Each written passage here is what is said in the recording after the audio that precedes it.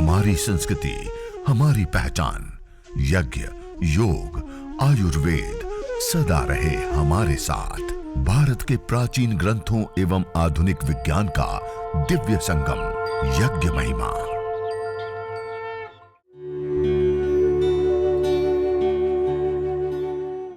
भारतीय संस्कृति में यज्ञ, योग एवं आयुर्वेद जैसी अमूल्य विद्याएं हैं, जिसका मूल है वेद। इतिहास की ओर दृष्टि डालें तो भगवान राम, भगवान कृष्ण से लेकर राजा महाराजाओं, ग्रामवासियों व अरण्यवासी ऋषियों की कुटियों तक नित्य व नैमित्तिक यज्ञों का प्रचलन देखने को मिलता है। आज सब लोग फोन यूज कर रहे हैं, सबके पास है फोन।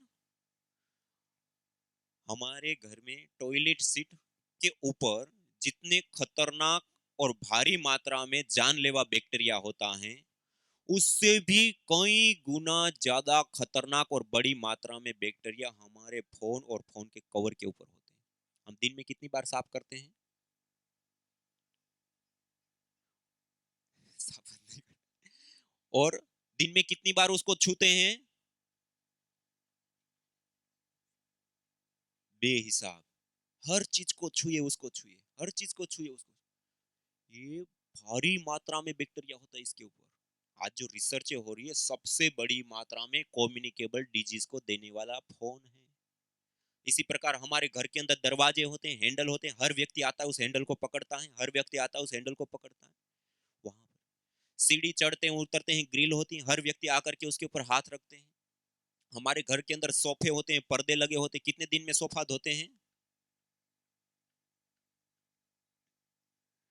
उसके ऊपर भी बहुत, आप एक बार माइक्रोस्कोप से देखें ना, दूसरी बार हाथ नहीं लगाएंगे, इतने बैक्टीरिया होते हैं। और इन सब के कारण से कम्युनिकेबल डिजीज होती है। क्या होती हैं?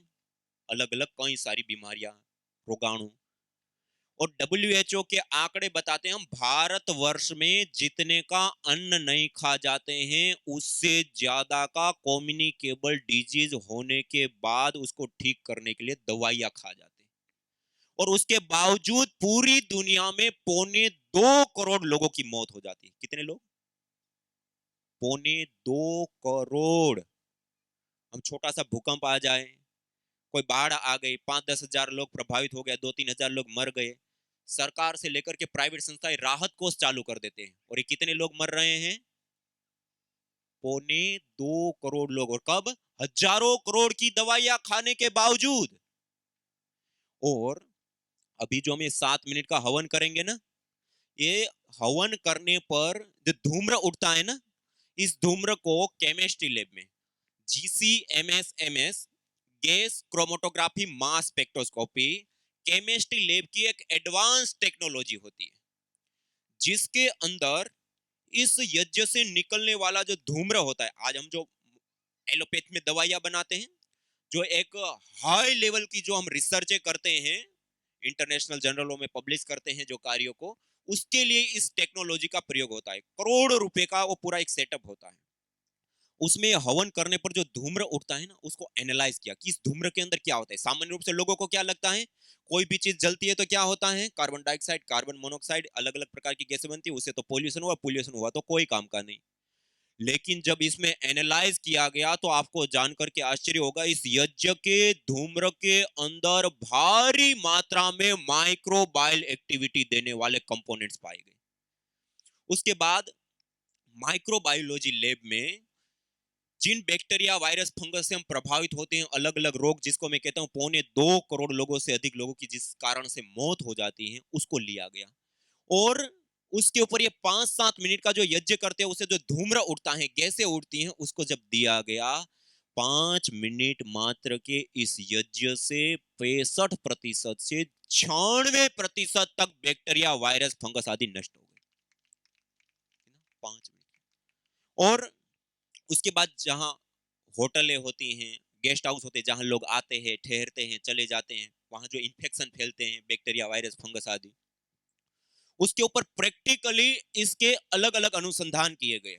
और उसके बाद इन सारा डाटा को एनालाइज करके अमेरिका का इंटरनेशनल जर्नल, एक हाई इंपैक्ट फैक्टर के इस जर्नल में इस सारे कार्य को प्रस्तुत किया गया और आज से 15-20 दिन पहले ये प्रूव हो चुका कि दुनिया के 2.25 करोड़ लोगों को यदि हम इतना छोटा सा हवन 5 से 7 मिनट का घर में पहुंचा दें तो 2.25 करोड़ लोगों का जीवन हम बचा सकते हैं। अपने घर के अंदर ये 5 मिनट का यज्ञ कर ले तो पूरे परिवार को बैक्टीरिया, वायरस और फंगस जनित बीमारियों से बचा सकते हैं।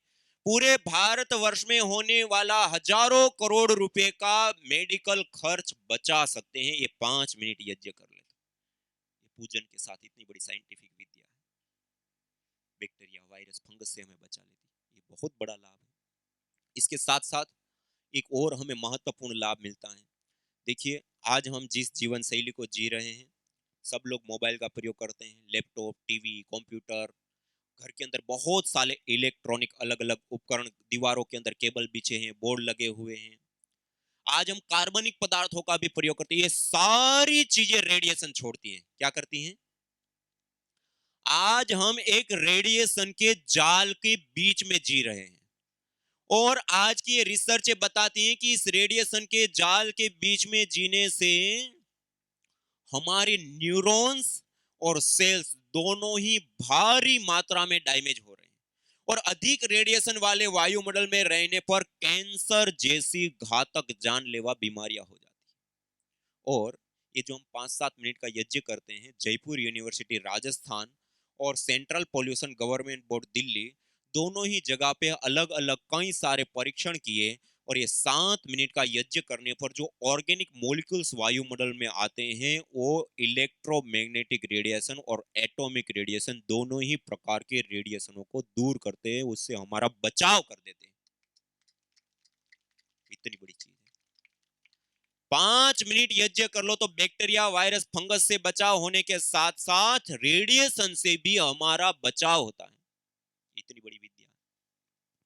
उसके साथ साथ आज हम जिस अथाह वायु के समुद्र में श्वास लेते हैं उसके अंदर SOx, NOx, CFC आदि, जिसको हम हानिकारक, जहरीली, घातक, पोल्यूटेंट गैसें कहते हैं, जो पेट्रोल, डीजल, कोयला आदि जलाने पर भारी मात्रा में इस वायु के अंदर ऐड कर चुके हैं, जिसके कारण वायु क्या हो गई है?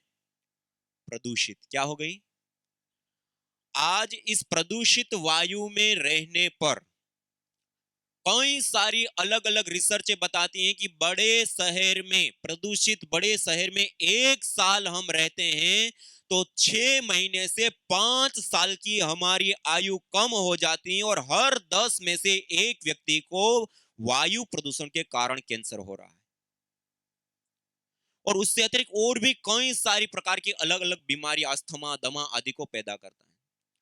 और WHO के आंकड़े बताते हैं कि प्रति वर्ष केवल मात्र वायु प्रदूषण से 70 लाख से अधिक लोगों की जान चली जाती है। कितने लोगों की? जो प्राणवायु हमें जीवन देती है वही प्राणवायु आज लोगों के जीवन ले रही है। क्यों? प्रदूषित हो गई। हम अभी जो ये 5-7 मिनट का यज्ञ करेंगे, इस हवन को करने पर एथिलीन ऑक्साइड, प्रोपिलीन ऑक्साइड आदि कुछ महत्वपूर्ण गैसें बनती हैं। वो जब वायुमंडल के अंदर आती हैं तो एक फोटोकेमिकल प्रोसेस के परिणाम स्वरूप, आपने एक फोटोसिंथेसिस प्रक्रिया सुनी होगी, पढ़ी होगी, देखा होगा। क्लोरोफिल, पत्तों का जो हरापन होता है उसके ऊपर जब सूर्य की किरणें पड़ती हैं तो वायुमंडल के अंदर कार्बन डाइऑक्साइड के बॉन्ड होते हैं, वो टूटते हैं। CO2, कार्बन का एक कण, ऑक्सीजन के 2 पार्टिकल, ये टूटते हैं तो कार्बन को वो अपना आहार बना लेता है और ऑक्सीजन अलग हो जाती है। हम सामान्य रूप से क्या कहते हैं? पेड़ पौधे ऑक्सीजन देते हैं। पेड़ पौधे कोई ऑक्सीजन नहीं देते। इस प्रोसेस से पहले से ही जो बॉन्ड है वो टूटता है, अलग होती है। इसको कहते हैं फोटोसिंथेसिस प्रक्रिया। इसी प्रकार एक दूसरी प्रोसेस होती है, उसको कहते हैं फोटोकेमिकल प्रोसेस। क्या कहते हैं? Photochemical process. गैस गैस आपस में मिलने पर, एक निश्चित टेम्परेचर मिलने पर उसके बॉन्ड टूटते हैं, बनते हैं, टूटते हैं, बनते हैं। ये जिस अथाह वायु के समुद्र को हम नहीं देख सकते उसमें आमूल चूल परिवर्तन निरंतर ये चल रहे होते हैं, जिसके परिणाम स्वरूप SOx, NOx, CFC जो हानिकारक जहरीली घातक गैस है, जिसके कारण से 70 लाख से अधिक लोगों की जान चली जाती है, वो गैसें भी यज्ञ करने पर न्यूट्रलाइज हो जाती है, खत्म हो जाती है, दूर हो जाती है। डॉक्टर ओम प्रकाश पांडे नासा में अंतरिक्ष वैज्ञानिक के रूप में कार्य करे, और डॉक्टर स्वामी सत्यप्रकाश इलाहाबाद यूनिवर्सिटी में, इन लोगों ने अलग अलग रिसर्च करके इसके बारे में विशेष रूप से फोटोकेमिकल प्रोसेस के बारे में बताया, और एक रिसर्च स्टडी में उन्होंने साबित करके दिखाया कि 1 घंटे का एक बार बड़ा यज्ञ करते हैं तो वहां पर 100 मीटर का जो अराउंड क्षेत्र होता है, उसमें आने वाले 1 सप्ताह पर्यंत भी हानिकारक गैसें आती हैं तो उसको भी न्यूट्रलाइज करने की सामर्थ्य रखता है। इतनी बड़ी ताकत, उसको भी न्यूट्रलाइज कर देता है। ये यज्ञ से हम वायु प्रदूषण से भी बच जाते हैं। किससे?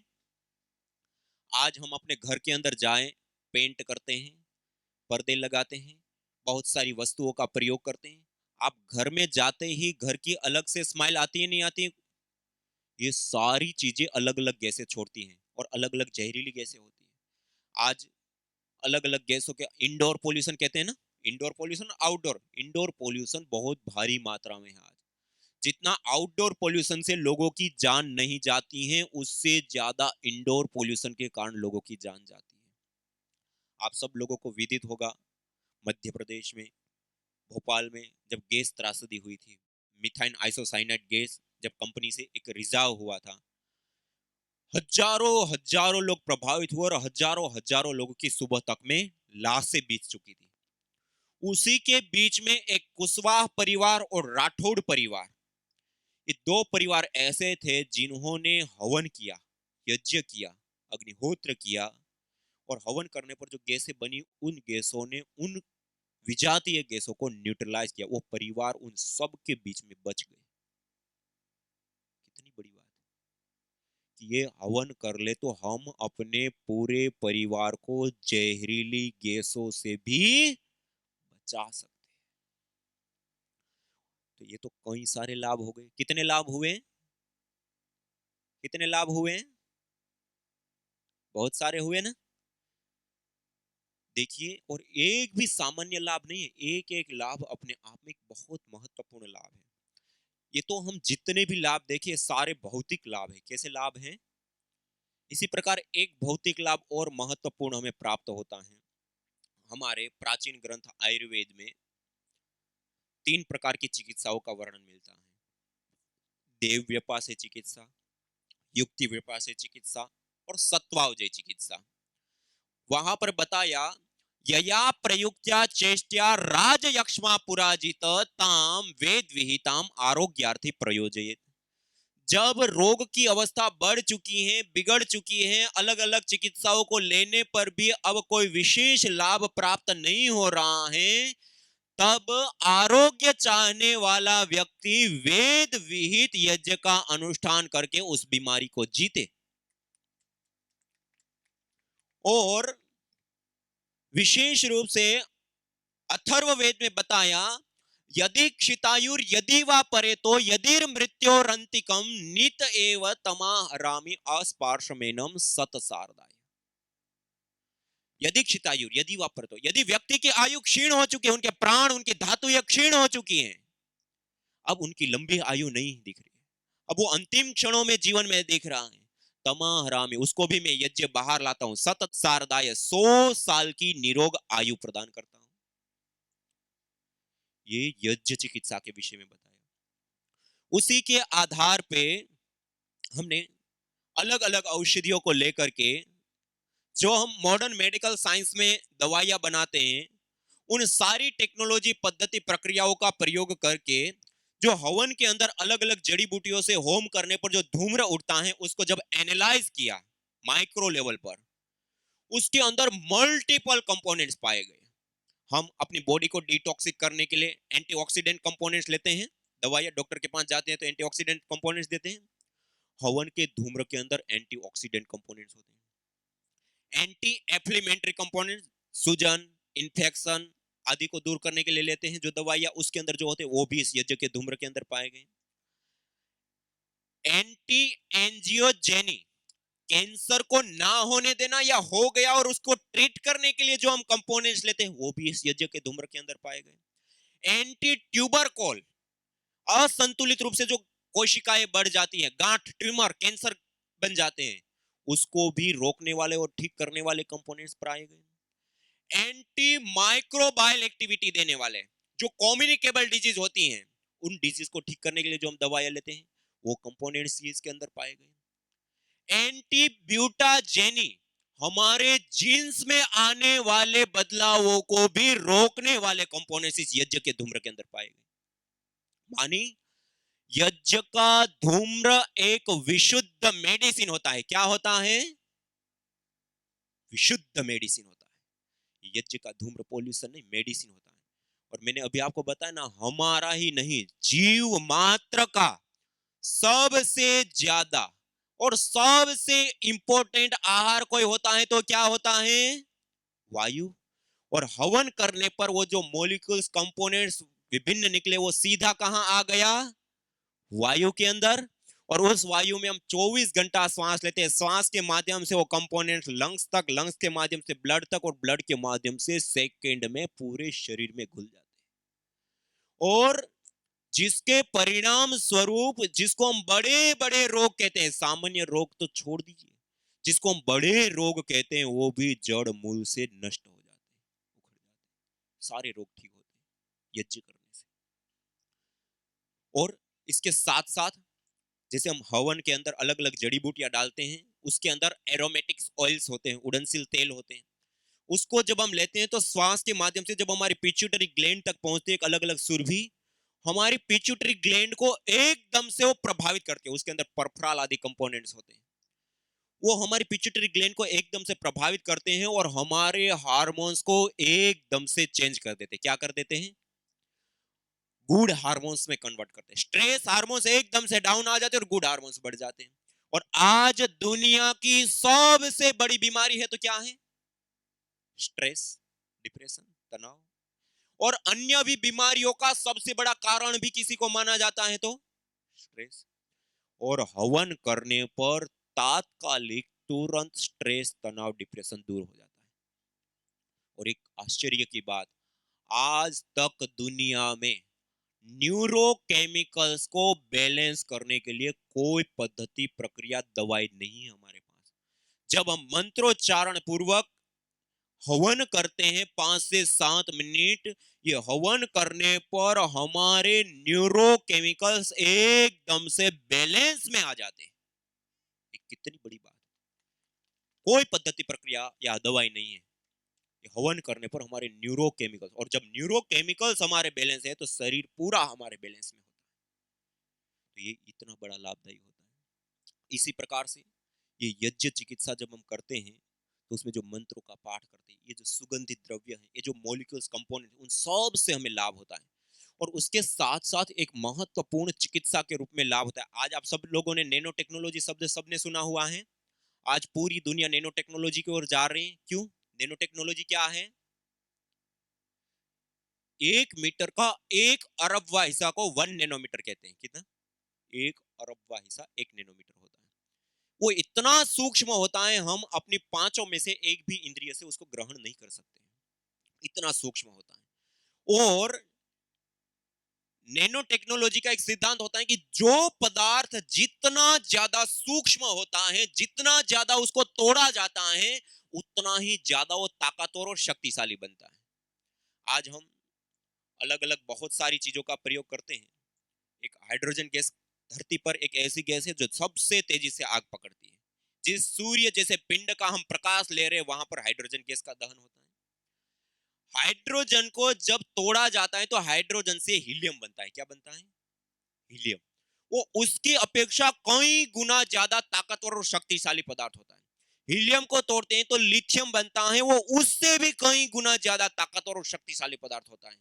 और हाइड्रोजन से हीलियम, हीलियम से लिथियम, और लिथियम को तोड़ते हैं तो यूरेनियम बनता है, वो उससे भी कई गुना ज्यादा ताकतवर और शक्तिशाली पदार्थ होता है। आज हम ग्रह, उपग्रह के ऊपर जाते हैं, सैटेलाइट छोड़ते हैं, तब हम उस ईंधन का प्रयोग करते हैं। चंद्र तक चले जाते हैं और वापस भी आ जाते हैं, तब भी बच जाता है ईंधन। उसका यदि हम अपने जो गाड़ियों का प्रयोग करते हैं उसके अंदर थोड़ी सी मात्रा में प्रयोग कर ले तो जब तक गाड़ी चले हमें ईंधन ना डालना पड़े, इतना ज्यादा ताकतवर होता है। किस आधार पे? नैनो किया। क्या किया? तोड़ा। इसी प्रकार हर एक चीज में आप देख सकते हैं, जैसे आयुर्वेद के अंदर हम अलग अलग औषधियां दवाइयां लेते हैं। आयुर्वेद में सामान्य रूप से आसव, अरिष्ट, वटी, चूर्ण आदि हमें देते हैं, लेकिन जब रोग की अवस्था बढ़ चुकी है, बिगड़ चुकी है, तब आयुर्वेद के वैद्य क्या देते हैं? रस रसायन विद्या, भस्म।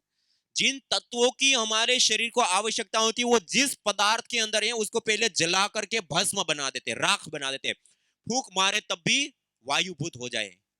फिर उसको भी नहीं छोड़ते, उसको फिर खरल करते हैं, पीसते हैं पत्थर में, इतना खरल करते हैं कोई कोई दिनों सप्ताहों तक, और वो राख जो फूंक मारे तब भी उड़ जाए ऐसी होती है। उसके पार्टिकल को और तोड़ते हैं और तोड़ते हैं और तोड़ते हैं, इसको इतना तोड़ते तोड़ते नैनो अवस्था में ले आते हैं कि बिल्कुल सूक्ष्म से सूक्ष्म अवस्था हमारी चमड़ी के ऊपर रख करके थोड़ा सा ऐसे मले तो हमारे खून में सीधा मिल जाए, इतना बारीक कर देते हैं उसको। और कितनी मात्रा में देते हैं लेने के लिए? 1 ग्राम, 2 ग्राम, 5 ग्राम देते हैं शहद के साथ चाटने के लिए। जब मुट्ठी भर दवाइयां खाने पर भी जब असर नहीं हो रहा था और ये नाखून के बराबर दवाई लेने पर मरणासन अवस्था से भी व्यक्ति खड़ा हो जाता है। न जाने कितनों ने आहुतियां दी इन अमित्र रोगों के संतापों से, है वर्तमान भी आज दुखित, न पूछो भविष्य के प्रकोपों से। प्रत्युष पावनी होती जहां यज्ञानुष्ठान घर आंगन में, वहां मनुष्येतर सब झूमते शांति भरे सुख आनंद से। इदम हविर्यातो धाना नदी फेना इमाम वहत, अर्थात जैसे नदी का जल जाग को बहा ले जाता है, वैसे ही यज्ञ में आहूत की हुई हवि सभी प्रकार के रोग, दोष, ताप, संतापों को वैसे ही बहा ले जाती है जैसे नदी। जागो।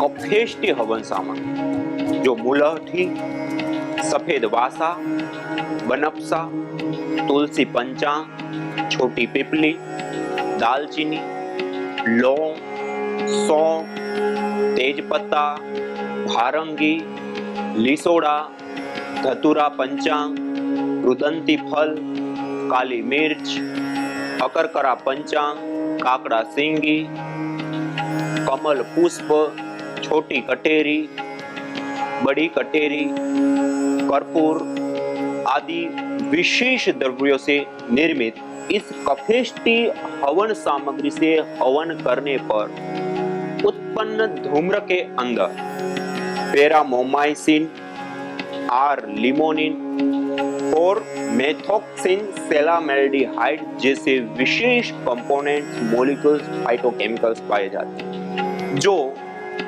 श्वास संबंधी रोग, दमा, कास, स्वरभेद, नजला, साइनस, खांसी आदि कफज रोगों में विशेष करके लाभदायी होती है।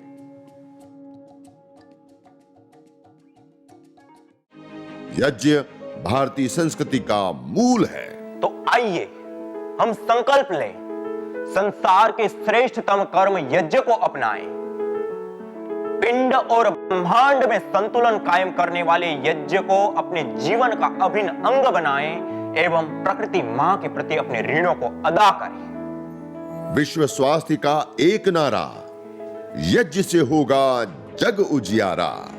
भारतीय संस्कृति की अमूल्य विरासत यज्ञ की महिमा को जानने हेतु वैदिक चैनल पर प्रतिदिन प्रातः एवं सायं 11:30 बजे यज्ञ महिमा कार्यक्रम से जुड़े। विशेष जानकारी हेतु संपर्क करें। मोबाइल 9068565306।